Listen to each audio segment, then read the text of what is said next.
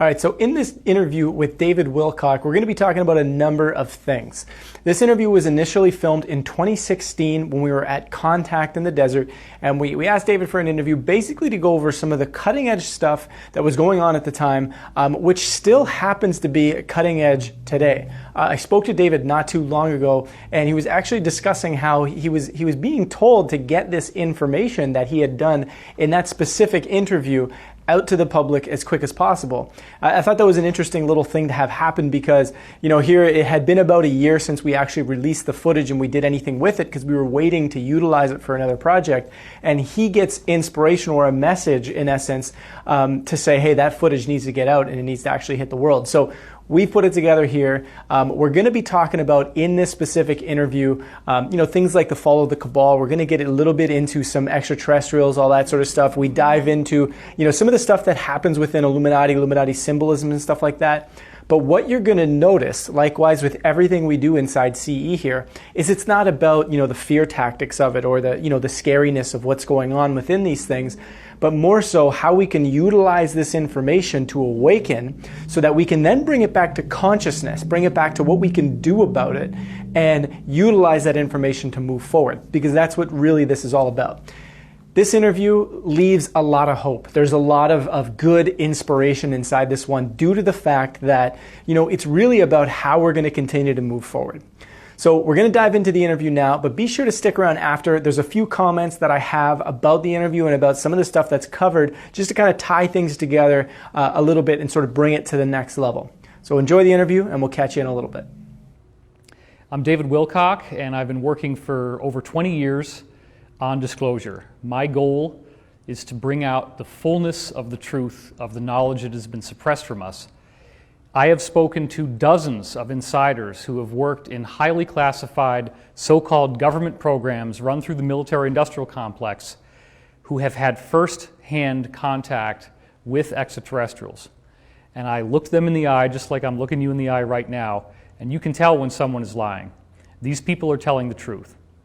The scope of the cover-up is so vast that what we think we know about UFOs and this whole subject constitutes but a very small portion of the actual activity that is taking place in and around our Earth and our solar system right now. So when we talk about disclosure, it's such a loaded word for a lot of people, means a lot of different things. How would you define disclosure in its most ideal form? Ultimately, I believe that disclosure is a process that does not happen in one sudden thundering moment. It's an ongoing event. Now, the conventional view that you hear about disclosure is that this is going to be where the President of the United States gets on national television and tells us the truth. That's very likely to be one of the last, if not the last stage of the process. And there will be many intervals before that, which we are already seeing. Inside these classified government programs, they are doing something called PRI, or Processed Release of Information, which is a deliberate effort that has been ongoing since the Roswell crash in the 1940s to plant these seeds of truth into the mass consciousness. What's happening is that alleged science fiction since the late 1940s has been embedding the truth in these storylines so that once we finally do get disclosure, we discover that we have been getting disclosure all along. So disclosure is an ongoing process, and it is very interesting to note how many movies are actually written in which the idea that UFOs are not real is treated like a joke. Everyone in the movie laughs at people who don't believe. And extraterrestrials being real are used in many, many storylines for a variety of movies. Extraterrestrials being a fact of reality is presented in a wide number of movies. I remember watching the remake of Godzilla, and extraterrestrials had a lot to do with the remake of Godzilla. Most of the Transformers movies have had very shocking amounts of truthful information in them. And there was an X-Files series reboot in which the whole first premiere episode is absolutely loaded with all kinds of stunning information. The X-Files series reboot in its pilot episode that just aired in January 2016 had an incredible body of disclosure, everything from aerosol, chemtrail type spraying to Federal Reserve, financial collapse, extraterrestrial reality, abduction. It was just unbelievable, and we're seeing more and more of these kinds of things coming out now. So the effort for disclosure is a very interesting, almost schizophrenia in our society, in which if even one person who's had a sighting is actually witnessing some sort of extraterrestrially piloted craft, then you have to assume now that there is much more going on than just that one little peak. And that means that there could be a much greater amount of information to know than even what most of mainstream ufology has collected. You have to remember, the data that we have in the UFO field, such as about Area 51, this might be only one or two whistleblowers that come forward with stuff like this. People photograph it from a high mountaintop far away. We can't get in there. We can't see inside the facility. We don't really know what they're doing. But what's happening is that there are more and more insiders who have come forward, and they have independently spoken to me off the record.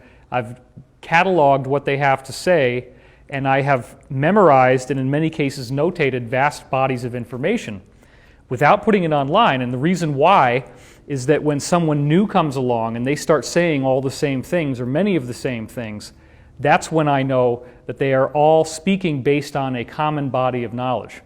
And the scope and the complexity of these correlations between different data sets from different insiders is so vast that I don't believe it is possible for this to be a cover-up. The Occam's razor argument, slicing through to the simplest possible explanation, is that this stuff is actually happening, that our government is in direct contact with a variety of human-looking extraterrestrials, that they have already gotten joint bases both on Earth, inside the Earth, and on moons, and in some cases solid planets in our solar system. There is a very widespread amount of technology out there, including stuff that our own military-industrial complex has built. They have their own deep space ships, some of which are 2.5 kilometers long, cigar-shaped. This stuff, in fact, we have a whistleblower now, William Tompkins, who actually came forward as his aerospace engineer background gave him the blueprints that he designed these ships from. He's presenting us with those blueprints, showing us these cigar-shaped craft, which are identical to the ones that Corey Goode has referred to as having worked in when he was in the Solar Warden program. And William Tompkins independently gave the code name Solar Warden for the program. Then we also have Gary McKinnon, the UFO hacker, who independently finds the name Solar Warden when he's hacking the Pentagon through looking for UFO documentation. So this Solar Warden code name was also embedded within a list of non-terrestrial officers, people who are of military rank and designation but do not work on Earth. Now, you start to put the pieces together, you start to see what everybody's saying, and this is the disclosure process. We are doing this right now. With you watching this show, you are part of that process. This process is not going to happen by the official level until it has been wrenched out of their hands. It is the last thing they ever want to do, is to completely tell us the truth, because court cases will then be filed, charges will then be made. If you look at the LIBOR scandal, where the top mega banks have been accused of colluding with each other to rig their prime interest rate so that they can look good in their credit scores and misrepresent themselves to investors as if what they have is a very solvent company, when in fact they're all bankrupt and it's a big Ponzi scheme. You look at the fallout from LIBOR, which the mainstream media does not talk about. We are seeing multiple, multi-billion-dollar lawsuits that are being prosecuted and fined against these banks, and it has very seriously impacted their bottom line. They're not going to be able to do another bailout. They're not going to be able to do another TARP. The public does not want that to happen. So there is a situation going on right now in which we can actually see an example of a corporate mega entity that is essentially buying its time but is almost out of time right now. And when the time runs out, what we're going to find out is that not only have we been lied to about the scope of financial tyranny in our world. We have been lied to about extraterrestrials because that technology that has already been taken in by our government includes free energy. It includes solutions to every problem that we have here on Earth. We can desalinate ocean water with very low energy yield. We can then pump that water into the deserts and literally irrigate all of the dead areas of our planet. We can completely clean up the Pacific garbage gyres, these gigantic areas of plastic that are just circling around and getting eaten by seagulls and whales and all types of marine life. We can eliminate any need for fossil fuel. We eliminate greenhouse gas emissions. There are technologies already in possession of these secret space program groups that eliminate any need for pharmaceuticals. You have pain relief technology in which you interrupt the potassium-sodium balance in the nerves. You don't need any analgesic drugs. You don't need to take any drugs at all. The only thing you would really still need to have the medical community for would be surgery. But all other types of medical illnesses can be treated by advanced technology that is already in possession of these people. That leads to longevity. That leads to life extension. If we want to become an intergalactic and interplanetary species, if we want to take the ships that are already built and use them to travel throughout the stars, we need to expand our lifespan. You're not going to be very successful if you only live for 60 or 70 years to go out on a deep space mission like that. They have the technology to dramatically enhance and extend our lifespan. They have the technology to allow us to travel through portals, to be able to go from point A to point B, even across vast numbers of light years, nearly instantaneously. We literally have all the tools in front of us right now for a Star Trek era. The only reason why we don't have it is that our planet, unfortunately, is being run by a sociopathic cabal of people who actually believe that humans are bad for the environment and they need to dramatically reduce population first before they release these technologies. Their goal was to bring us down to our knees so that we were so desperate for help that by the time they give it to us, they can instill total control and have absolute dominion over everyone. That's not going to be allowed to happen. There is an alliance here on Earth of very powerful entities. This actually includes a majority of the U.S. defense establishment, and I'm also talking about organizations that most people think of as negative, like the CIA. There are very strong, positive groups within all of these different intelligence agencies, the NSA, the DIA, naval intelligence, you name it. And what their goal is to work with this international cartel that has formed. Let me say that differently. And their goal is to work with this international alliance of countries that are outside the Western system directly and have seen that, in fact, we are being ruled by a Ponzi scheme in which they just print money out of thin air, do as much as they want. That's really the problem here. We can't allow these people to continue to make as much money as they want without having any collateral behind it. So once we get some further steps forward in the disclosure process, once the efforts of this alliance, this international alliance, get to the next level, there will be data dumps, there will be volumes of information released that will shake our beliefs to their core. They will challenge everyone. And what can happen right now is by you listening to this and educating yourself about the truth and about what is really going on in our world, you can help to calm people down when this disclosure comes out, because some of the material is so upsetting that there will be people who do not want to get out of bed, they do not want to eat. I call it the man in the bedroom. Imagine your loved one, you walk in there and there is someone else in bed with that person, and you had no idea that this was going on. We are taught to love these politicians. We are taught to aspire to be like them, think of them as great. People cheer in massive crowds at these political rallies. Now when we find out the scope of the betrayal, we find out that these people have not only been lying to us, but they've actually been deploying a weapons system into our food supply. They've deliberately added things to processed food that decreases lifespan, increases lethargy, fatigue, laziness, decreases your IQ, decreases your motivation. That's why it's very important to eat organic food, to try to eat as natural of a diet as possible, stay away from the processed stuff. This is a war. These people are trying to kill us. And if you can understand that, then recognize that once the truth comes out, it will be in the context, very likely, of these people having been arrested on a massive level. There's all kinds of logistics about how that's going to be done, when that's going to be done. It is a massive operation, and I am not authorized to give all the details away. In fact, I did leak details about mass arrests before, and unfortunately I compromised at least 2 different operations because I leaked too much that was classified. I got people killed, so I'm not going to say all of the details now, but we do expect, there are certain things I can say. We do expect there's going to be a blackout. We do expect that all the power is going to go off for a while.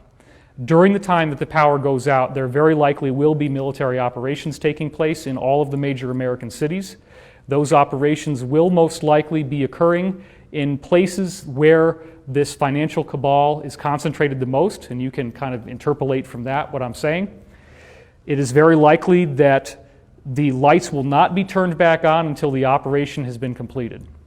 So everyone is being advised to have approximately 2 weeks of storable food and water on hand because there may be a temporary disruption of goods and services.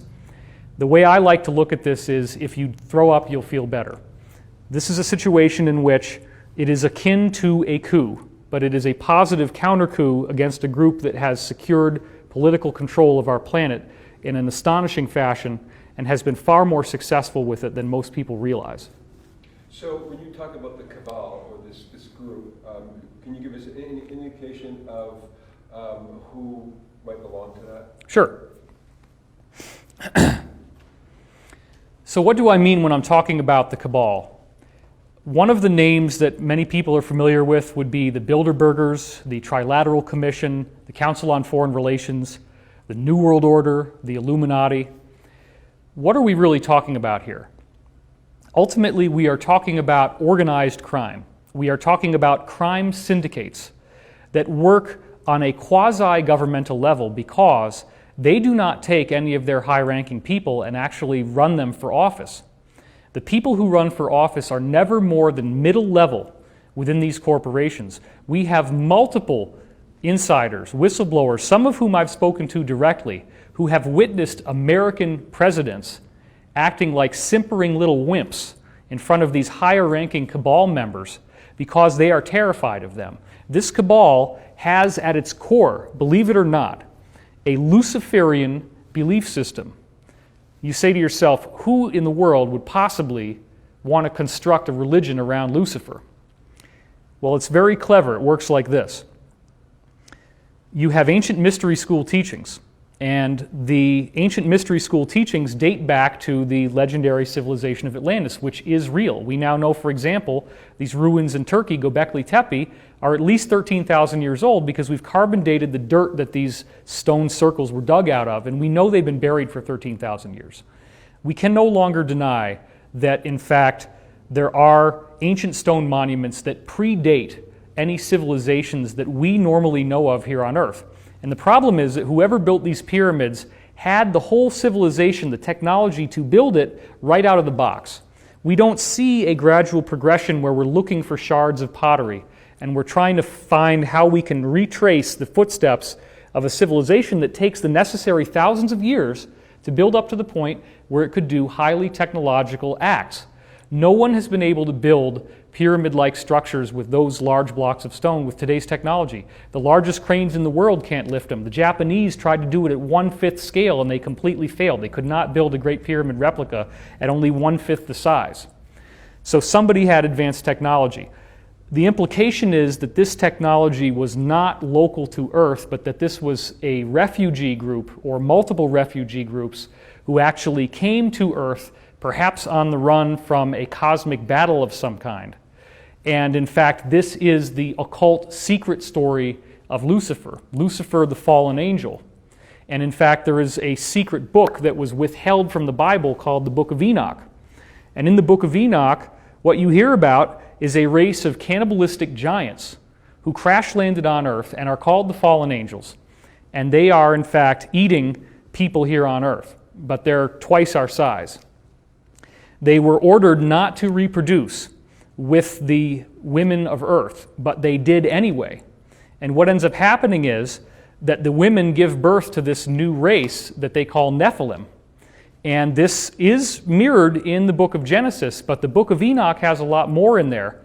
And we now know that this is a genuine, authenticated ancient text because independent copies that say the same thing and have been backdated have been found in Ethiopia and other places, such as by the Scottish historian Sir Robert Bruce, going way back to the 1700s. So this book explains that a group of people came here from somewhere else with advanced technology, and that they did in fact set up control systems here on Earth. The book of Enoch is a predecessor to Genesis, which also has Noah's Ark and the flood. In fact, Enoch is Noah's grandfather.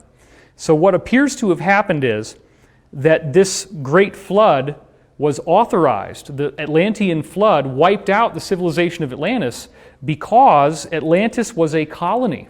It was not native people that had originated here on Earth. It was a vast civilization that had transplanted itself here. And when they came here, they brought with themselves all of their books, all of their ancient texts that go back 500,000 years, the full record of their civilization. Now those texts were stored in the Library of Alexandria in Egypt because some of these people did survive the flood. And then the Romans sacked and burned the Library of Alexandria, but before they burned it, they took out all the good stuff and they relocated it to the Vatican Library. So I have insiders who have actually sat down with me and described to me going into the Vatican Library and reading books that were made by extraterrestrial civilizations before they ever came here. These books include highly technical diagrams of interstellar spacecraft and gigantic motherships. And these books are very, very ancient. Some of them have mylar type of pages, very glossy. Some of them are actually holographic. You open them up and this image just comes up and it can show you, interact with your consciousness, tells you what you want to hear. Anything you want to know, it'll just show it to you. So you have to understand now that the repository of these documents is in the Vatican.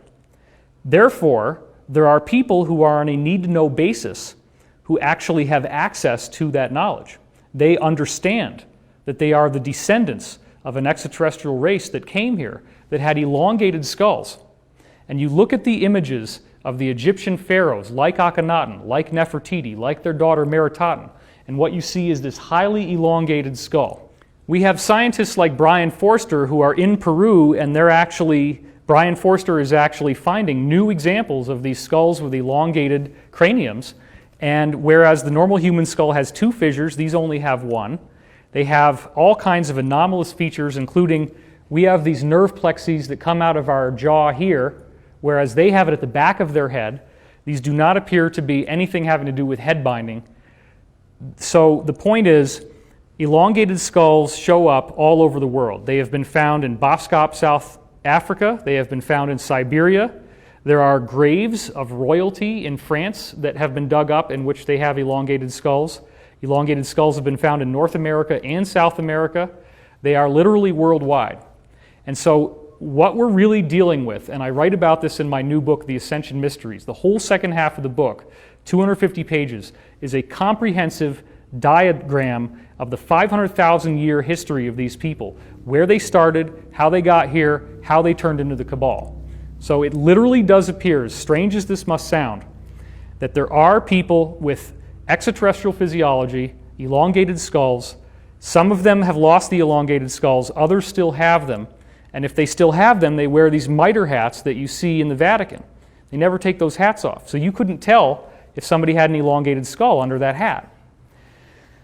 It does sound really bizarre, but just imagine now that you tell a group of people secretly that they are the descendants of an extraterrestrial race that were the gods, that had many tens of IQ points higher in intelligence than everyone else on Earth, that spread themselves out across the world, that became the prevailing ruling caste everywhere.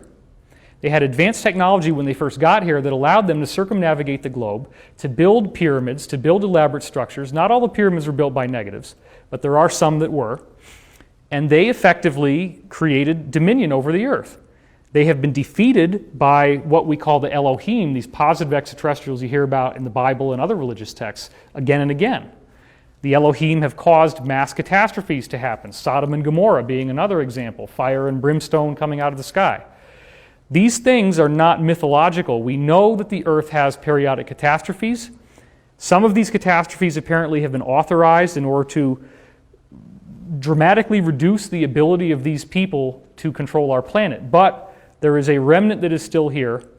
They are very advanced, and they have an internal cohesiveness that tells them that they are the chosen, they are the elect, they are the given special people. So what happens when you have a religious group that is taking iconography from various cultures, including the Egyptian trinity of Isis, Osiris, and Horus, taking Celtic mythology, taking Asian mythology, taking Hindu mythology, putting all this together to try to distill the best out of it? And then along comes Christianity. And this teacher, Jesus, comes along and says that this has to stop. He's overturning the tables of the money changers. He's essentially rewriting the covenants. Then, in the aftermath of that event, you have an organized society that rises up in which all of these ancient mystery schools are said to be evil. These ancient mystery schools believe they're the chosen ones. And so when they saw the institutions of church suppressing science, suppressing sexual freedom, suppressing independent thought, asking you to conform or die, creating these very intense inquisitions in which people are tortured and forced into confession, they believed that the church itself, and therefore Jesus, was actually evil, and that they were good. So what they did is they went into the Bible and they said, well, then who's the good guy? It must be Lucifer, the god of light, the god of wisdom and truth. Why was Lucifer thrown out of heaven? Because he rebelled, because he saw that it was a setup, that it was all rigged, and that was evil. So they believe, and this, you got to understand, whether you believe this or not is irrelevant. This is their religion. This is what they actually believe. I've talked to many people who've given me different pieces of information about this from first-hand insider sources, or they themselves are first-hand insiders. These people honestly believe that they are the descendants of gods, that they are the chosen, that they are God's special people, that we are delusional, and that the true creator is this wisdom principle that they think of as Lucifer, that wisdom principle gave us ancient mystery school teachings, and that the enemy, which they call Adonai, the adversary, which we would call the Christian God, came to try to defeat them. Then they even take it a step further and they look at texts like the Bible and they say that where it says in the end times that God will take the money from the wicked and restore it to the just, that we as a planet are the wicked and they are the just. So this is how they justify their financial corruption. They don't believe that we deserve the money. In fact, they believe that if they did not dominate us and if they did not control us and play all these games, that we left to our own devices would destroy our planet. So in some twisted rationale, they believe they are saving the earth. They believe humans are bad for the environment. We cause pollution, so they have to reduce population. Then they seed that into movies like The Matrix, where Agent Smith says that humans are like a virus on the planet. This is one of a variety of ways in which they will usually embed their teachings into the villain. Look at the Batman Begins, the latest new series of Batman films that came out in the past. In the first Batman reboot movie, again with Christian Bale playing Batman, it's the villain who actually articulates the Cabal's perspective. It's the villain who advocates population reduction, who describes why these things are necessary. Then look at the second one, where you have Heath Ledger playing the Joker. Everything about what the Joker says in the second Batman film is totally what they believe. They actually believe that creating these fake terrorist attacks that kill large numbers of people, that is a sad but necessary evil that they have to do in order to secure control of us to prevent us from destroying the whole planet. You have high-level people who believe this adamantly and are financing things like vaccines that actually have cofactors inserted in them that over time can be combined with other cofactors to try to create population reduction. So this is a very serious problem, but it is not just the internet community that is hip to this. That's another thing I really want to point out here. There has been a very powerful, high-level counterinsurgency within the highest levels of government on Earth that has been going on since the 1700s. It started in Russia. This is really where the alliance against this cabal got started.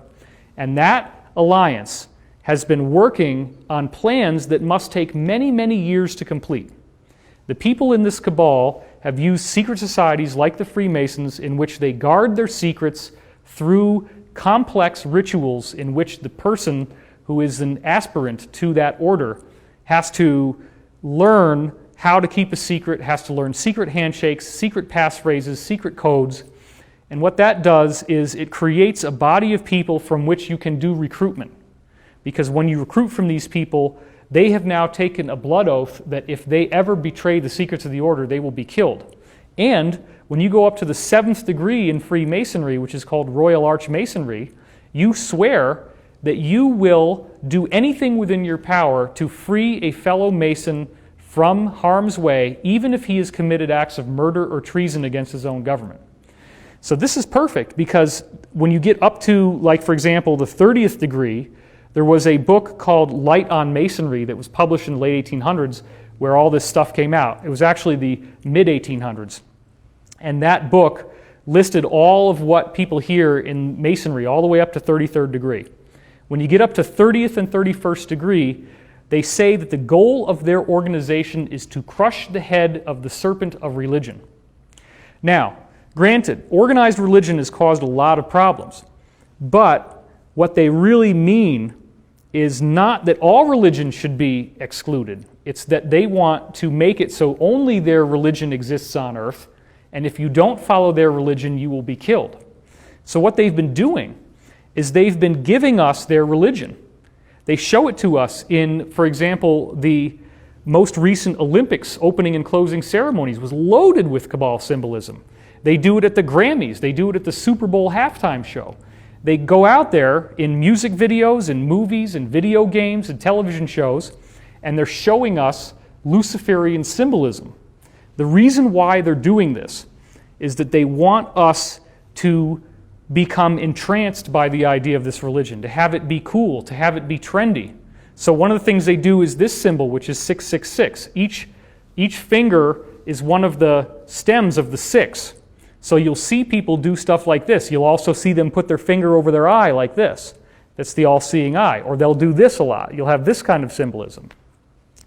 So they're out there putting out these sigils and signs and codes and symbols, and they do it through things like pop music. So people start watching what's ever popular, and they're seeing flames, and they're seeing people dancing around in Baphomet horns, and they're seeing all this really strange stuff.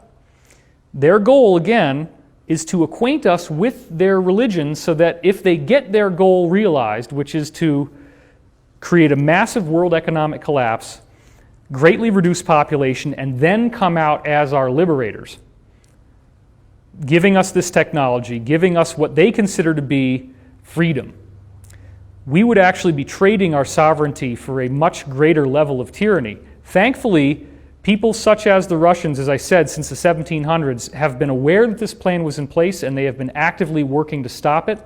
That effort is now so organized and so vast that there is no chance that the Cabal has to pull through this. They cannot realize their goals. They are being defeated, and I have meticulously traced on my show, Wisdom Teachings on Gaia, so many examples of how they're doing this. I've also written many, many articles, insiders from the Alliance talking about what's going on, revealing this knowledge to us. So there is going to be some sort of a major event, a mass arrest, and once that happens, they have 26 DVDs worth of information, of shows that will be airing on all the cable channels, that will be actually featuring, in many cases, surprisingly high-ranking public figures that we all know who have done this covertly. Some of them will be military political leaders. And they will be on these films telling us all this kind of stuff that I'm telling you right now. And it's going to be a massive awakening, but it appears that this will be very positive because we will be coming into a reality in which the arrests have taken place. And the alliance has done some very high-level telegraphing of their move. To wit, check out the movie Iron Man 3. In Iron Man 3, Robert Downey Jr.'s character, Iron Man, does what? He finds out that the Bin Laden character, played by Ben Kingsley, is actually being hired as an actor. And he's working on a green screen. And the Vice President of the United States of America, who looks surprisingly like Dick Cheney, and the President in that movie looks surprisingly like George W. Bush, he is frog-marched out of the White House in handcuffs at the end of the movie for financing this fake terrorist. Now that movie, Iron Man 3, was the biggest movie of the year when it came out. Then we have the movie Captain America the Winter Soldier, which comes out the year later, and again is like the #1 movie of the year, other than Hunger Games. And in that movie, the whole entire thing is essentially a documentary that's true about the alliance and the work that they are doing to defeat a cabal that wants to kill many, many people. In the movie, the cabal has these flying aircraft carriers that are going to shoot holes in everybody with lasers through the medulla and kill you. And those people are stopped. And at the end of the movie, there is this big trial in which some of the people from this organization that defeated S.H.I.E.L.D., which really is supposed to be the NSA, are on trial. And they say, look, we're the best that the Earth had. We needed to step up and solve this problem. So in that Captain America movie, S.H.I.E.L.D. becomes like the NSA. Even though in the previous movies it was good, halfway through that movie, Captain America, you have a whole little documentary inside the movie wherein Captain America and Scarlett Johansson's character walk into this German base in which an intelligent computer tells them about Project Paperclip, that Nazi scientists were brought over here after World War II to America and were embedded into our society. Those scientists actually ended up taking over the military-industrial complex. They act as if it's still America, when in fact they are pursuing their agenda. And that is what S.H.I.E.L.D. turns out to be in this movie. Now, this is a major mainstream film that cost hundreds of millions of dollars to make. And my point in expressing this is, if you want to know what the Alliance is up to, they've already showed you. They've done it in very large movies. They're telling us the truth, and it does appear to be building up to some sort of event. And once that event happens, films like this are going to be taken far more seriously by far more people, because whoever was talking about this before it actually happened is now going to be validated, and we're going to see that they were telling the truth. How do you know the good guys from the bad guys? So when Beyonce is doing her symbol, like how do we know if she's mimicking it or supporting it, or like it's very confusing for people. Do you have any suggestions? I would encourage everyone to not blame the musicians who are displaying these Cabal symbols. And I want to bring out one example. The female artist Kesha, or Kesha, I'll just go with Kesha. The female artist Kesha put out a video called Die Young, where she is dancing in front of a pentagram and singing about that her goal is to party so that if she parties hard enough, she'll die young. And she was quoted in the media as saying that she brushes her teeth with Jack Daniels. Okay, so it seems that this is what she wants to do. This is the video that she wants to make. So Kesha has the video Die Young out there in the public where she's dancing in front of a pentagram, which appears to be what she wants. It's her video, right? That's what we're trained to think. And then we get the Sandy Hook school shootings in which little children have had their brains blown out by gunmen. She gets so distraught, and they end up actually pulling her video and her music off of the airwaves because of the tragedy of Sandy Hook. And she's singing about children dying young. She gets this overwhelming amount of comments. Every single article you see about her when this happened after Sandy Hook, Illuminati bitch, just like boop, boop, boop, boop, boop, boop, boop, hundreds and hundreds and hundreds of them. She must have been bombarded with people saying to her that she was a satanic Illuminati Luciferian sellout. So she comes forward in a public statement not too long after the Sandy Hook shootings and says that she was forced to do those songs, to sing those lyrics, and to perform in that video. She was not the one who wanted to dance in front of a pentagram. She was not the one who wanted to write the lyrics, "I want to die young." She was told what to write. And then, this is the really important part, she comes out later on and said that she was raped by her producer, this man named Dr. Luke. Now, Dr. Luke has been a producer who has actually, in many cases, written the music for the vast majority of the most popular female pop stars in today's world. That's why all the music sounds alike. It's written and produced by the same people, so they have the same style, so yes, it all sounds alike. And there's not even that much variance in the vocals because they're using auto-tune to make everybody be bang on pitch. What happens is that Kesha ultimately files a lawsuit against Dr. Luke and says, and also against Sony, saying that nothing was done to stop her from being raped and that she wants to be free of her recording contract so that she can record independently as an artist. The case is thrown out of court. She loses. Sony wins. She's not allowed to get out of her record contract, and this happens right before very significant Video Music Awards that take place. Then what happens? You have some of the people who would normally be associated as Illuminati pop stars, Luciferian pop stars, like Katy Perry, like Taylor Swift, like Rihanna, like Lady Gaga, who all come out. Taylor Swift gives her, I believe, $250,000. Adele, in her award speech, speaks out in support of Kesha. Lady Gaga does a whole musical performance. "What If It Happened to You" was basically the point of her song about rape, and she's like crying on the piano. Now, these are the people that we would think, in most of the conspiracy analysis community, well, yeah, Lady Gaga wanted to be dressed up in this outfit with devil horns, and she wanted to be drenched in blood, and she wanted to have flames around her. No, what you're finding out is these people are doing what they're told to do.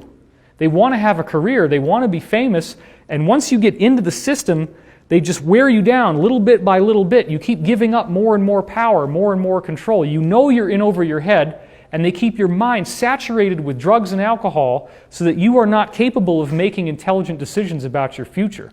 And you're so numbed out that you don't even really remember most of what's happening to you, and they just put your body on a tour bus, and if they can prop you up on stage night after night, then you're cranking out all this money for them by going on a recording tour. So this is the stuff that's really happening in our world today, and therefore I would encourage you to not blame the artists, but to look at the labels themselves. How is it, for example, that American television companies continued to give Bill Cosby television acting jobs for so long when there were so many reported rape cases that he had committed? We have the same thing over in the UK with Jimmy Savile, who was on Top of the Pops in the 1960s, is a very active television star through the 70s, in the 80s, on into the 90s, a huge celebrity. And there are over 2,000 people who have come forward to report that he raped them as children.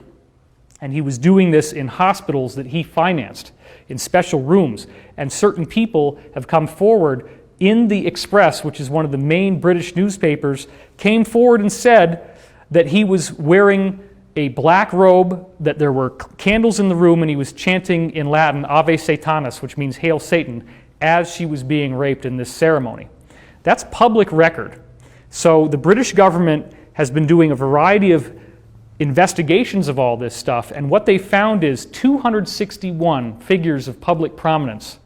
Top politicians. In fact, there's over, I believe it's over 60 politicians were involved in this thing. Hundreds of celebrities. Some of the celebrities, yes, are involved. Some of them are brought in against their own will. High-level executives. This thing is pervasive through media, government, finance, military, politics, pharmaceuticals, agriculture, food. It's a very complex problem, and a lot of people immediately want to look away when they encounter this information. They say, this is overwhelming. In fact, and she's given me permission to say this now, my own mother, when I would talk to her about this, she said, David, I don't want to live in a world where this is true. And I said, Mom, you can't change the fact that these people exist. The evidence is right in front of your face. Now, some people do not want to look at it, and I respect that, but I honestly can tell you that if you are not willing to look at this stuff, you are part of the problem. because you are burying your head in the sand. You don't have the courage to face the adversary. I studied martial arts for 5 years. I studied a very advanced form of martial arts. And what I learned in that teaching is you do not back down. You face the enemy head on. That's why I'm on this camera. I'm talking to you about this stuff right now. I am prepared to go out there in public and put my name behind this. And I want to say something else. One of the things that I learned from whistleblowers from the Cabal itself is that they have to work within something they call the rules. And this is very, very important. So I really want to make sure that this gets into the film. The rules are a body of spiritual principles that they must follow in order to be allowed to exist. Now, what do I mean by allowed to exist? I mean that they are aware that there are benevolent forces that will prevent them from achieving their goals unless we give them permission to enslave us. Now, think about that. Well, I didn't give them permission. Why, for example, was there a document on display in the British Museum Library of London in the late 1800s that comprehensively lays out a plan for 3 world wars, during which time they will consolidate a Luciferian New World Order? And those 3 world wars are precise descriptions of World War I, World War II, and a third war in which they believed that most of the major countries have been eliminated and consolidated, and the only group left is going to be rogue mercenaries, which we would now call terrorists. They didn't use that word, but it totally describes Gulf War I, Gulf War II, the war on terrorism. That's World War III, because the rules state that they have to tell us what they're doing. Therefore, if we allow it to happen, we have consented to tyranny, we have consented to enslavement. Now, if you get into the secret history of the Cabal, this was rediscovered by Queen Elizabeth, the original Elizabeth that we've heard about from the 1500s.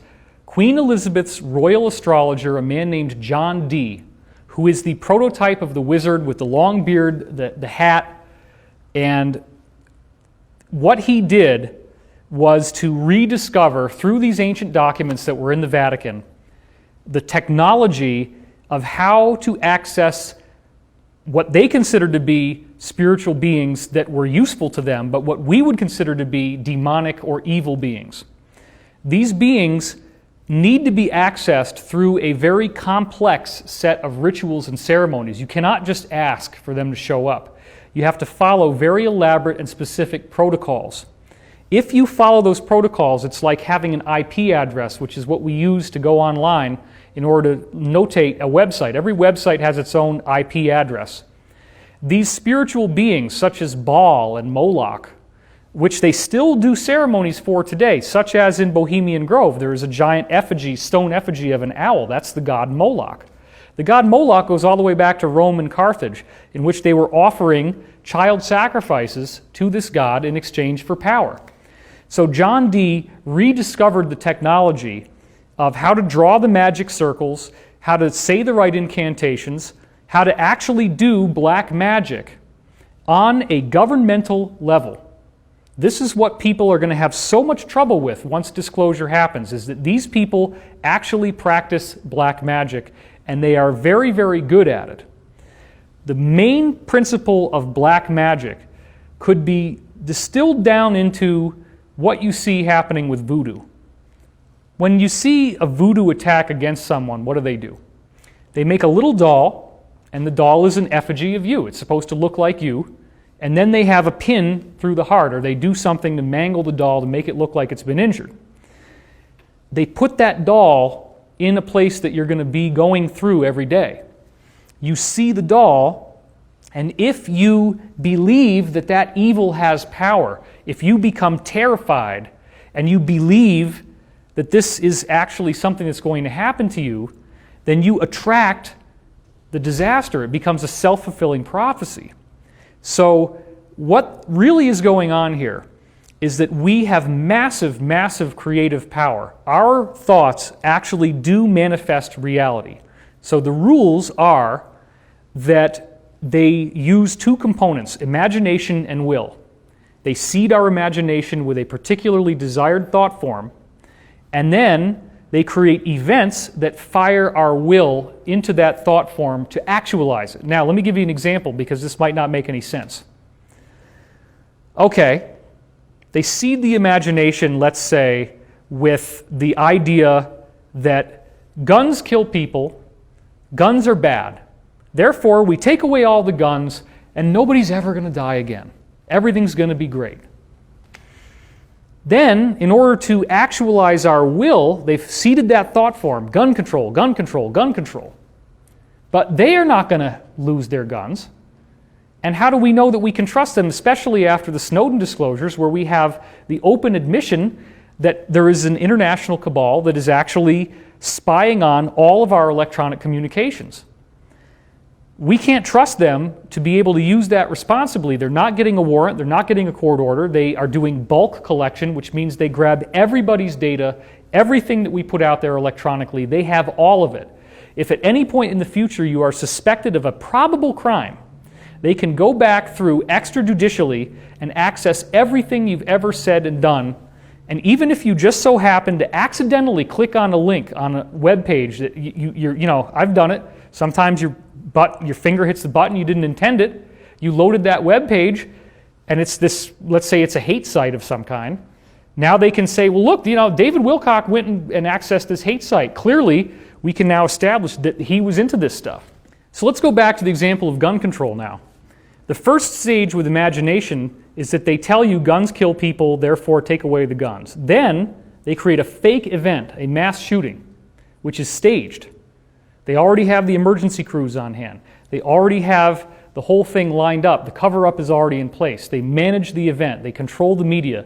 They black out people's cell phones. People don't understand why they're not getting a signal. It's an EMP block. This is the kind of stuff they actually do. So nobody can be taking pictures and filming it while it's happening.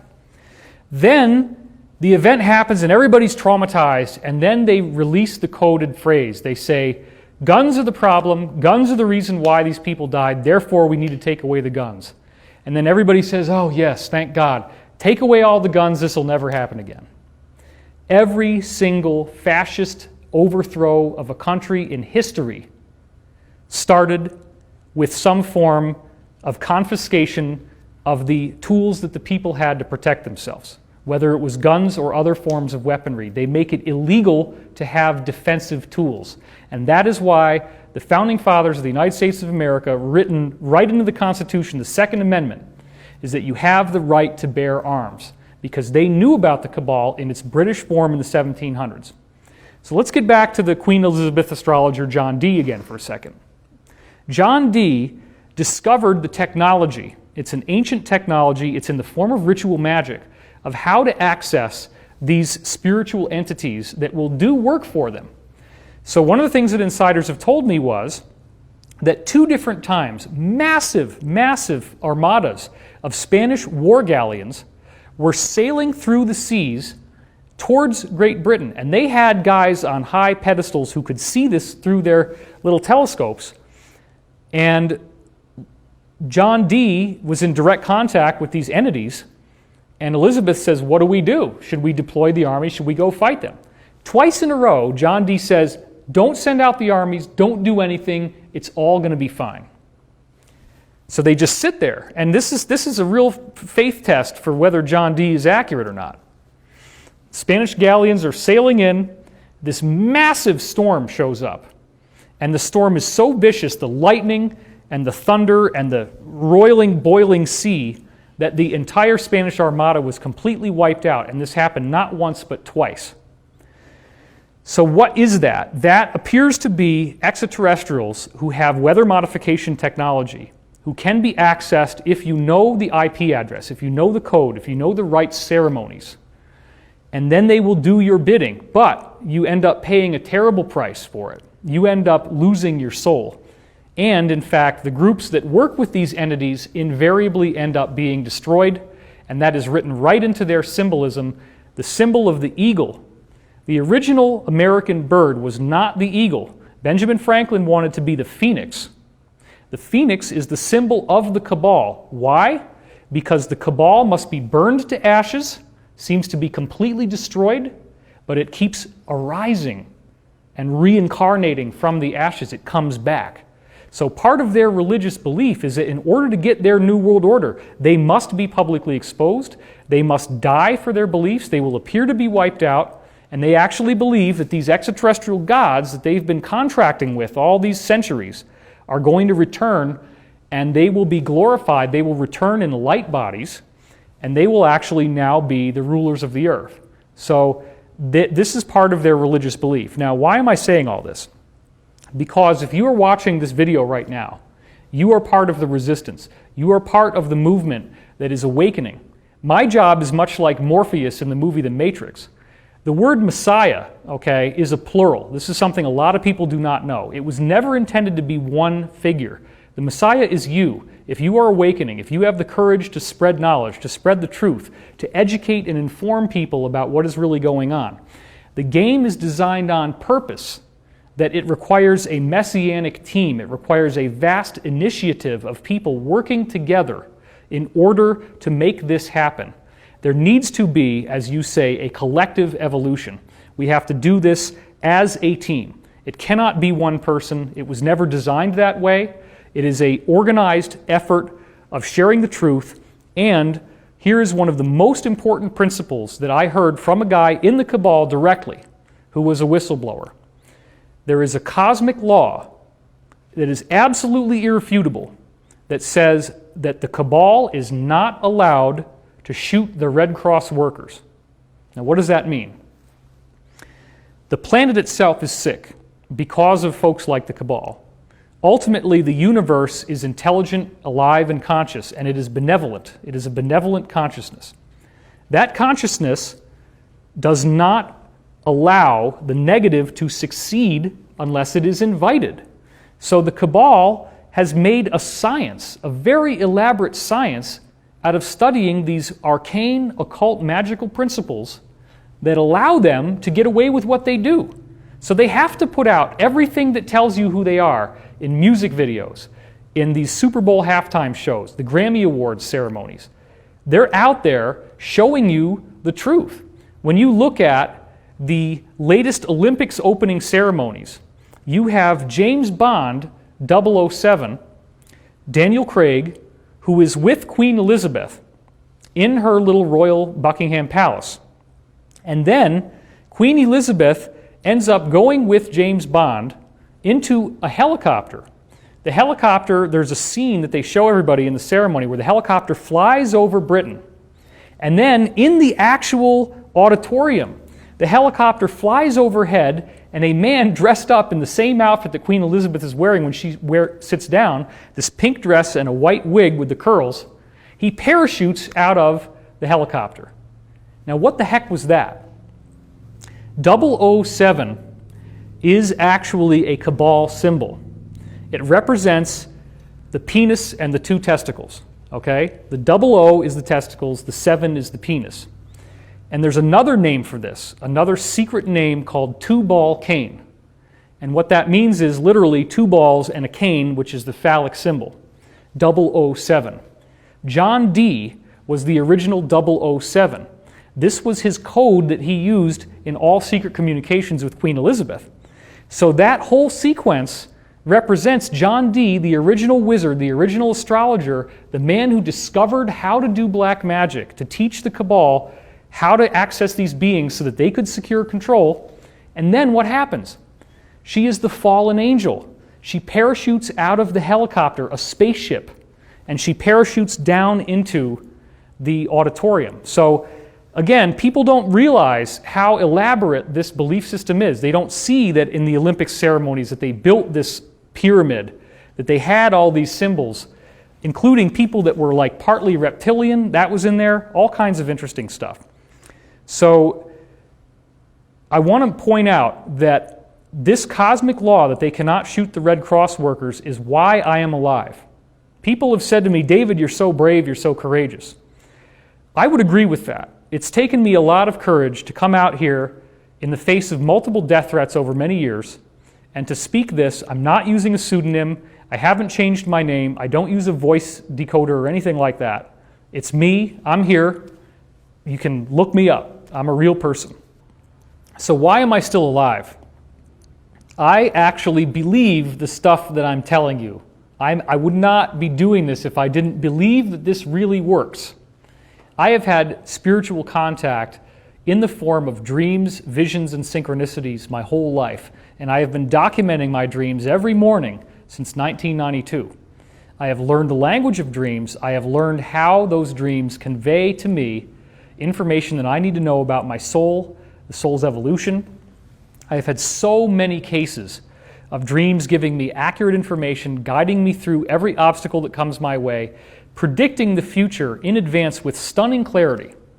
And I have been told for many, many years that if I maintain my integrity, if I stand behind my mission, if I stand behind my message and I do not waver, in other words, I don't have a secret personal life that is different from what I'm representing. That means I'm not out there ripping people off. I'm not out there womanizing. If I tell you that I do not do alcohol and drugs, that is true. I have been chemical free since 1992. If I were to start violating these principles and go around getting myself high, womanizing, stealing people's money, lying to them, these kinds of things would then authorize the cabal to take me down. And they would love it if they could, but there are positive extraterrestrials who are essentially what we could call angelic beings, and those beings organize and maintain this so-called illusion, which we believe to be very compelling and real, the life that we have on Earth. It is an illusion, and it is intended for our spiritual evolution. One of the great laws is the law of balance. The spiritual beings that manage our illusion cannot allow the negative to ever be more predominant than the positive. They balance the illusion quite specifically so that at any point, any person has equal opportunity to seek the positive or the negative.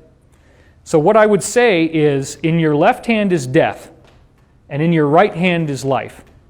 If you choose to see death, you can go around, you can look at the people and the situations on Earth, and everywhere you look, you can find examples of decay, of collapse, of pain, of selfishness, of fear.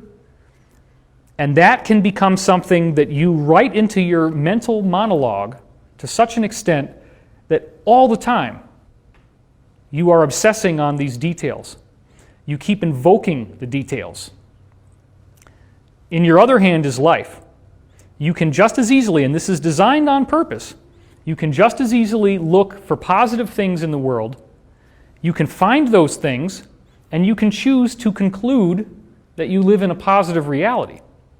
So the law of balance means that either choice is available to you, and we are here to make the choice with equal opportunity in either direction. As we get towards this great exposure of the cabal and what they have done, the choice becomes far more poignant because there's much more information available now about this so-called cabal, about this so-called Illuminati than there ever was before. There are people who want to learn about this, and they end up going down the internet rabbit hole, which can very quickly lead to paranoia, anxiety, insomnia, morbid depression, because you feel also that once you are awakening to the truth that they are listening now, that NSA surveillance is directed at you. You are at risk. You are under threat. Your phone calls are being monitored. Who's that guy in the car over there? When am I going to get the knock on the door? Is my car going to drive over the cliff one day? Look, here's the bottom line. So many people are making these videos now. So many people are coming out with the truth, with their real identity. The cabal cannot begin to try to harm these people or take them out. In fact, they definitely do not do that because they don't want a Jim Morrison or a Jimi Hendrix. They don't want another John Lennon. They don't want somebody who comes out into the open and gives us a positive message who is then taken away because they know that person then becomes a hero. So instead what they do is they play a confidence game. They con you into thinking that Big Brother is real and that they are threatening and that they can do something to take you down, when in fact, most of these people who are worried about the government spying on them when they're looking at these videos, there is absolutely nothing to worry about. And I want to give you a point that expresses this. I used to live in Virginia Beach, and I was driving up the I-95 to upstate New York where my parents were, and along the way I got a flat tire. I happened to get a flat tire in an area called Delmarva, Delaware, Maryland, Virginia. This is right next to Langley, CIA headquarters, okay? So it turns out that people work at the CIA, they lose their job, and they need to get a job. And they have to get sometimes a mundane job. So I go to this tire place, and the guy who is working behind the desk is ex-CIA. Now, I smile at the guy and start talking to him, and pretty quickly discover that he knows some black ops stuff, because I mentioned a few things and he said stuff that he shouldn't have known. And so I said, have you ever heard of Project Moondust and Project Bluefly? And this is stuff that I'd heard from Sergeant Clifford Stone, a whistleblower, who's describing the code names of alien crash retrieval programs where UFOs crash and they remove the bodies and the occupants. Okay.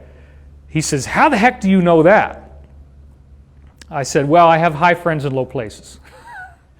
So then I say, look, man, you guys are the problem. I'm out there trying to do this work. I called the FBI in 1998 because I had a series of prophecies showing me that there was going to be a terrorist attack on New York with a mini nuke. It was going to be sailed into the harbor with a boat. It was going to be detonated, and it was going to basically radiate all of New York City and destroy it. I had very, very specific and elaborate dreams about this, and I discovered from insiders later on that I had the nature of the event and I had the date. And our government already was well aware of this terrorist threat. So who the hell is David Wilcock? How the hell does he know about this? So then the FBI authorized a wiretap on my phone. Now this is not the typical NSA kind. This is a kind where certain words that I would say would cause an audible click on the phone where the illuminated buttons would actually go black and then light up again. And it would happen when I said certain words. And those words included things like extraterrestrial and visitor. And so I would test it without them knowing. I would say the keywords, the phone would click, the lights would blink, and now I know I'm being recorded. And he confirmed that that was happening to me. And I said, okay, so how many people in my area are you guys spying on like this? He said, well, where do you live? I said, Virginia Beach. He said, Virginia Beach, the type of technology that you're describing, 30,000. 30,000 just in one city? He said, yeah. Okay. How many intelligence agents are actually listening to these tapes? Probably none, was his answer. None? Yeah, probably none. So what are you saying? Are you guys just like recording this stuff on a hard drive and nobody's actually listening to it? He said, David, we have so much information that the needle in the haystack paradox doesn't even begin to describe the difficulty of what is going on. The only time that that data would ever be accessed is if you caused so much trouble that assets were deployed to actually study what you were doing. All they were doing was making a record of what you had to say. Nobody's listening to it. And what he also said was, the groups are so compartmentalized, even individual intelligence agents do not tell the person at the next door what they're doing because they need to keep secrets in order to stay alive.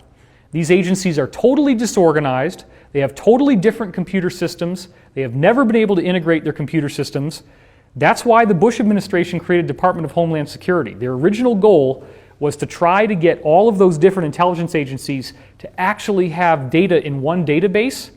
But look, some of these intelligence agencies, I'm not kidding, are still using DOS, old-fashioned PC operating systems. They don't have even Windows on there. And those are archaic dinosaur computers that are not online, they don't have internet capability, and that's the database that stores all this information. So they don't have the ability to just look for you. The rules do not allow the Red Cross workers to be shot. So if you stay in your integrity, if you are a good person, if you are trying to do your best to be honorable, to be loving, to be positive, the cabal cannot get you. And this is something that really needs to be spread far and wide. Big Brother is a con game. They cannot go after the people that are doing this. There's only a couple 100,000 intelligence staff altogether, okay? They cannot harass all the people that are doing this. They can't take you down, and therefore, these people know this, and what they've always worried about is the awakening of the public. They are worried about people stepping into their power and understanding that they can be strong, that they can go out there, take decisive action, and courageously take this planet back from the people that are stopping us from getting disclosure, from getting the truth, and from getting the knowledge that we need to enter into the golden age that so many ancient spiritual teachings have predicted.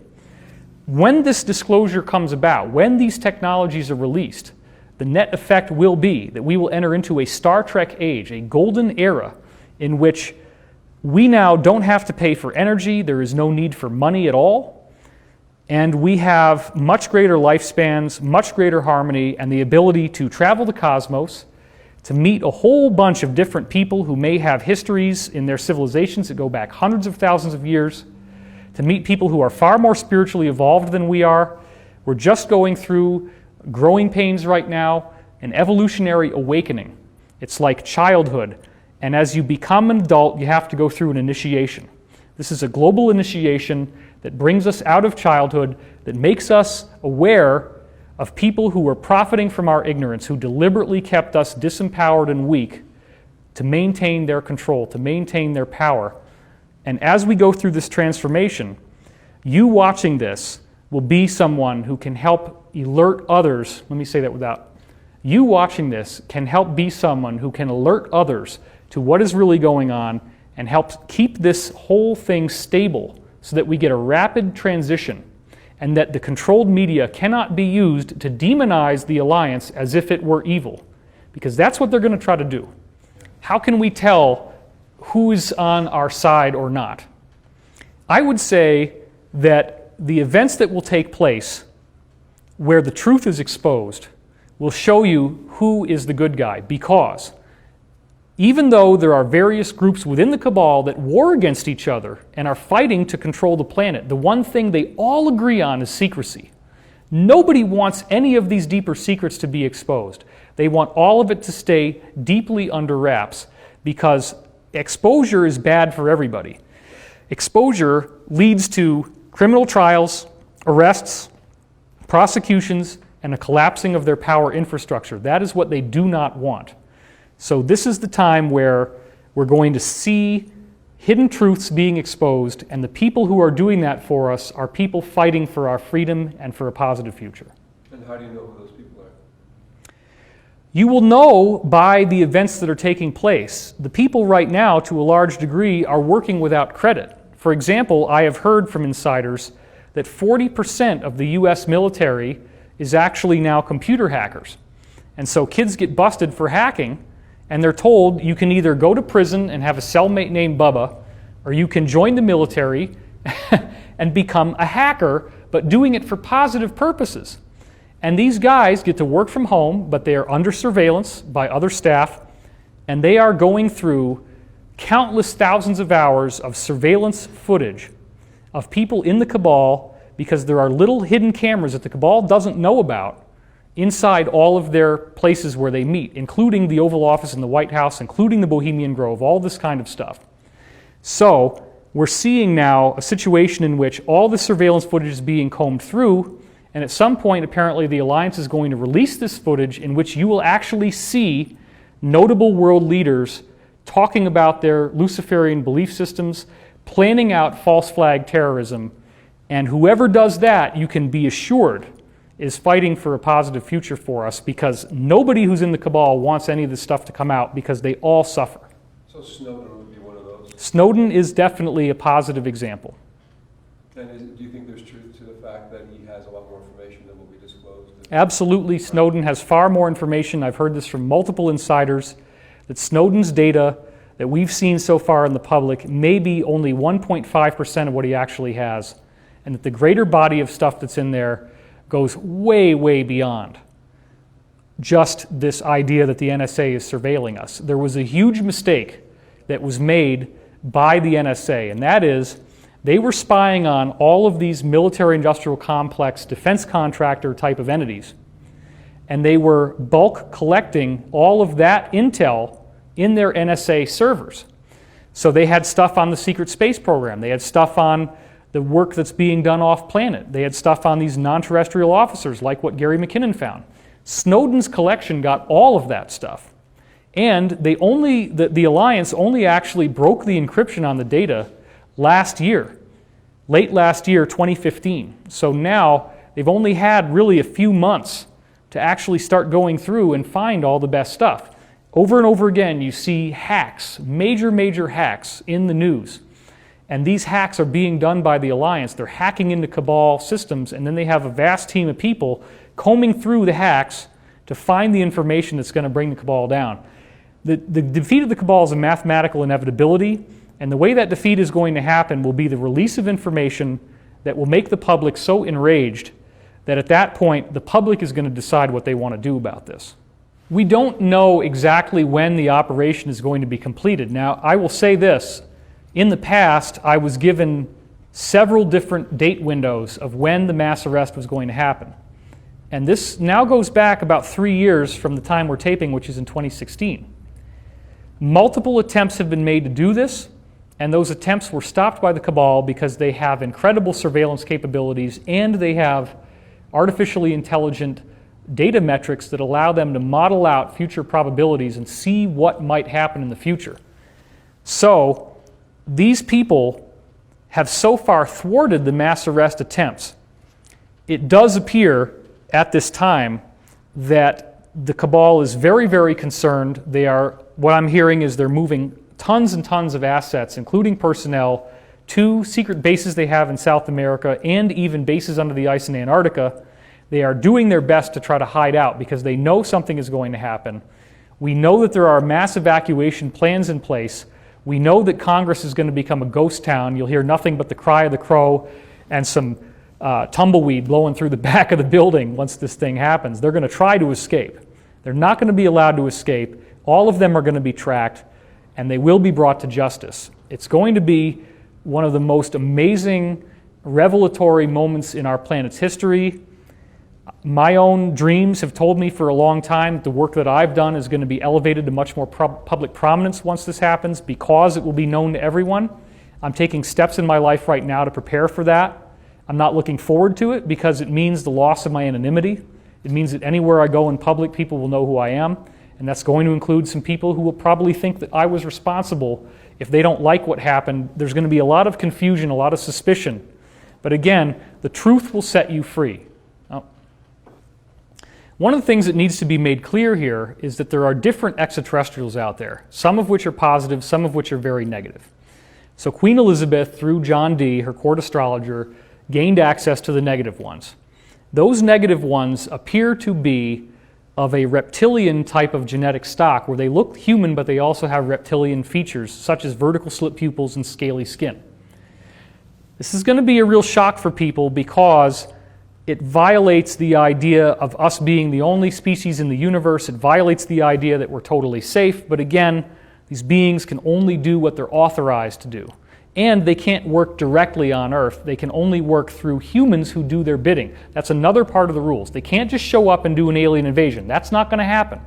There are positive, benevolent beings that are preventing that from occurring. So one of the most interesting and bizarre aspects of my journey started in October 2014 when Corey Goode came forward and started to give me information about his work in the secret space program, as he called it. Up until this point, I had spoken to at least 5 or 6 other insiders who had met with extraterrestrials directly. In many cases, they had actually worked in bases off planet. They had given me very specific, detailed information that I had never gone public with because that's how I can sort out truth tellers from charlatans. Corey Goode comes along, and in the first conversation alone, there were probably 50 different points of correlation of things that he was saying that I had independently gathered from other whistleblowers. And this includes the idea that ultimately this cabal that we've been talking about is being run by these Draco-reptilian extraterrestrials, which most people think of as demons or the devil. Even the idea, the collective mythological idea of the devil is somehow based on truth. because it's a reptilian type of being with vertical slit pupils, scary, sharp teeth, and a scaly type of appearance to its skin, with claws, this kind of stuff. So, it sounds really crazy, and I totally get that. But when you start talking to 5 people, 10 people who know the same things, and they all independently have said this stuff, I can no longer be comfortable in ignorance and try to stuff this down the memory hole and act like it doesn't really exist. So one of the things that has happened is that these new beings appeared in our solar system in these gigantic spheres that are between Neptune and Jupiter in size. They're really, really massive. And they entered in through the sun and also from the outside in. Our government was aware that they were out there, but they wouldn't respond to hailing signals. They just hung out and they didn't talk. They didn't say who they were or what was going on. That all changed just a few months after Corey started to talk to me, wherein, if you believe this, and I do believe this is actually true, for the first thing these beings from the spheres, these gigantic spheres, told the secret space program people was, find this man Corey Goode and bring him up here. We want to talk to him. So it actually did happen that Corey was brought up, and all of the intel that he had given me up until then went over into a whole new category, because now he's being brought into the active battle that's being done now. Why did these extraterrestrials do this? I believe the answer is that they saw that I was in a position to take the information that Corey was giving me and to deploy it out there into the public, which we soon did because I was working for the Gaia Network, and we ended up with a show in which we're doing a half an hour a week of Corey's disclosure called Cosmic Disclosure. So now there's over 52 episodes of that, over a year of him releasing all this stuff, and that show launched only a few months after he was brought up there. So very quickly, we were able to accurately and intelligently deploy the information, just like we're now doing in this video. We need people to know about this because these changes affect all of us. The Cabal apparently has been fleeing to Antarctica, and there is now a massive effort to try to flee the planet in their ships, but those ships are being shot down. There are new craft that have showed up that are essentially triangular shaped, about the size of fighter jets. They're being called Chevron craft. Nobody really knows whose craft they are. It appears to be some kind of surprise secret weapon built by the Alliance here on Earth. It's very high technology, very advanced, and even the Draco reptilians do not have adequate technology to defend against the attacks from these Chevron craft. So their craft are being shot down, and they are being contained now in Antarctica. They can't leave. All of this suggests to me that these are precursor events that will eventually lead to the open exposure and defeat of the Cabal and their overlords. And those overlords are being kept here. They're not being allowed to leave, so that as we go through this gradual awakening and we learn what's been done, that the people who did this to us will have to stand trial and will have to be held accountable for the crimes that they committed and brought to justice. So why doesn't Snowden just release all that information, do you think? There is a reason why the Snowden documents have not been released in full, and the answer is that the Cabal has an internet kill switch. They need to have the particular pieces in play before this information is released, because if the information is released before people are sufficiently angry, then they will think that it's fake or some kind of psyop. So what the Alliance has been waiting for is that their efforts to defeat the Cabal are successful enough that it actually does go through a very openly obvious thing that makes everybody very angry. Now, one of the things that the Cabal has done is they passed laws at the end of the year 2015, right during Christmas, when everybody's home, nobody's paying attention, they're all having dinner with their family. The Cabal actually passed laws, and this appeared in an article on the Huffington Post. It was on the front page. People didn't pay attention to this, in which Congress passed laws that said that if the U.S. declares bankruptcy, which it already is, that they will go into everyone's bank accounts and take their money to bail out the government, just like they did in Cyprus, where everybody got a haircut of 40% of all their assets. Regardless of how much money you have, they just take 40%. That is one of the things that the Cabal may try to do to save their own necks when they really get desperate. And if they try to do that, you better believe that people are going to be so angry that then they will be receptive to hearing about the wrong that this group has done. But if you just indiscriminately release that information now, people say, what do you mean? Everything's fine. I got a car, I have food at the grocery store, I drive my kids to soccer practice, and we hang out on the weekend, we go to work during the week. Our lives are fine, everything's fine. What's your problem? Why do you have to be so negative? So what they need to do is wait for things to get obvious enough that people are activated. And videos like this can help that awakening take place, because it's just like an alcoholic who has to hit bottom before they go into recovery.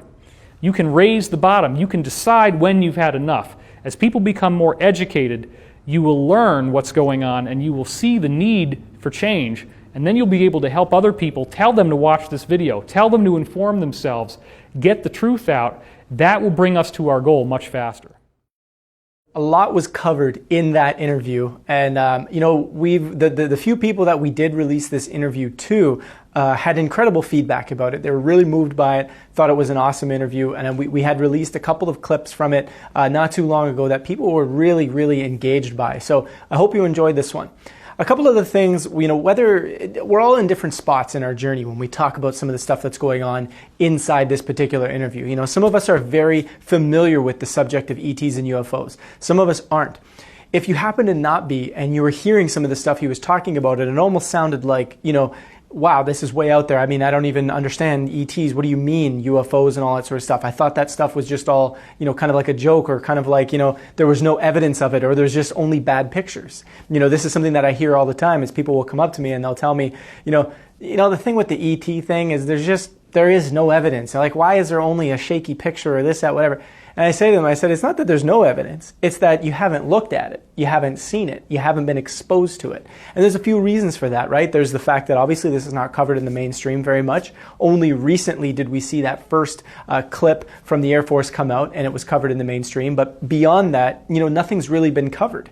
And so what happens is it's not that the information is not there, because the reality is there are droves and droves. There's so much of this information available. It's unbelievable. And it comes in the forms of whistleblowers, declassified documents, eyewitness cases, insiders. There's information all over the place about ET and ET disclosure, the reality of UFOs, human contact with extraterrestrials, them working with the governments. I mean, people have come forward all over the place from high-ranking places, and you can go through, here in the office, we have our own filing cabinet of, declassified documents, and inside those declassified documents, there's tons of UFO-related material. And this all comes from CIA, NSA, FBI, right? All that sort of stuff. So it's out there. Now, where's a good place to start? I'd recommend the film Unacknowledged. Why? Because, made by Stephen Greer, who's been in this for a while. My good buddy, Michael Mazzola, who directed it, also put a ton of love into that film. So I got to give him a little shout out in this. But at the same time, I know that film is really a good starting point / a good refresher for those of us who've been into the field for quite a while. Yeah, it's not the be all end all in terms of depth of information, but if you're new to the subject, it's a great place to start. And then one of the final couple things I wanted to bring up here was, we hear a lot about new technologies coming in, and one of the biggest thing that sort of challenges us or holds us back is we begin to think about the fact that, if all these new technologies were released and suddenly the medical field lost a ton of jobs and the technological field lost a ton of jobs, and, we just start seeing different things being taken over by automation or by, technologies that can simplify things, and suddenly we're worried about jobs, we're worried about whether or not we're going to support ourselves. The note to make here is that, when these technologies come out, we're also going to see a pretty big radical shift in the way our world functions from a financial perspective. These technologies really illustrate abundance, right? It means that we're able to come about bringing forth abundance, whether it be within the food industry, whether it be with energy, whether it be with healthcare, whether it be with housing, all that sort of stuff. This planet and the people that are here, all of us souls, there's no shortage of us being able to create whatever it is that we want.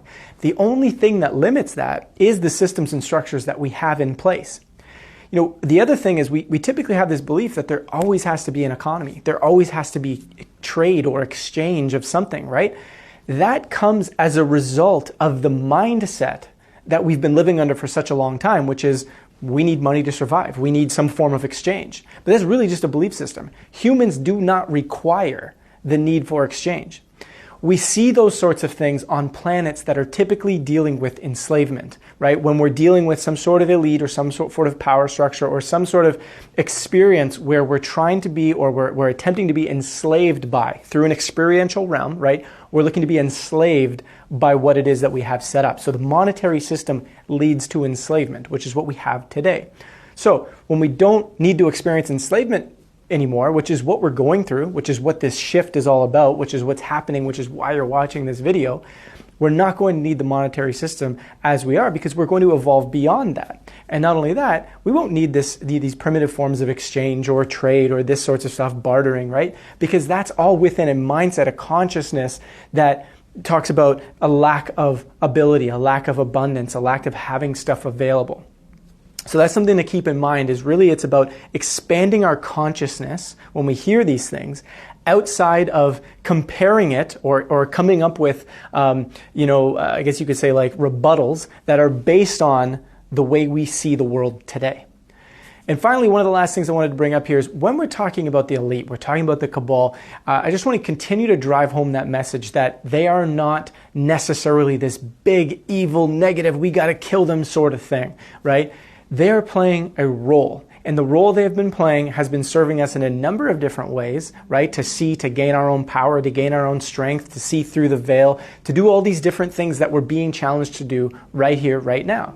And in that way, it's all part of the process.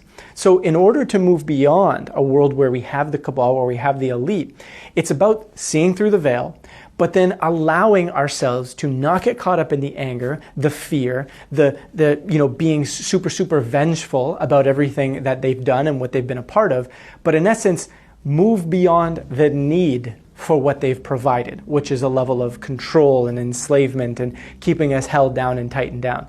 As we become elevated, we shift our consciousness, we get into our hearts. You'll know where you're in your heart when you're able to look at what the elite are doing and say, hey, you know what, that doesn't resonate with me. I don't want to continue down that path. But you're not looking to kill them and hang them by their necks and doing all that sort of stuff, because that keeps us in a lower state of consciousness, of anger, of fear, of revenge, right? Which is part of what they're trying to keep us in the first place. So that's just something to keep in mind, is really just expand yourself, challenge yourself to be able to look at what's been going on, being okay with the fact that it doesn't resonate with you, you don't want to see it continue happening, but not allowing yourself to drive deep into that anger and that fear mode, which honestly is just keeping us in the state we're in today. Anywho, hope you enjoyed this episode. Thanks again for being part of supporting Collective Evolution here and driving deeper with your consciousness and taking things to the next level. We have a ton more content, and be sure to enjoy it. Take care.